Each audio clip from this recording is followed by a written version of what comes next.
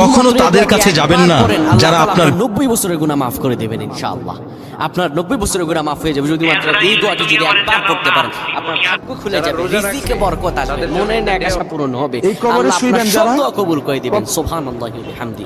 এত ফজিলত এই দোয়াটা আপনারা শেয়ার করে দিবেন। এই যুবকেরা, আমল না করেও সওয়াব পাবা। তোমার একটি শেয়ারে, একটা বাটনে প্রেস করে তুমি সওয়াব পেয়ে যাবা। কারণ তুমি আমল না করো, পৃথিবীতে যদি তোমার শেয়ারের বদৌলতে আমল করে সওয়াব তুমি পেয়ে যাবে। নবীজির হাদিস।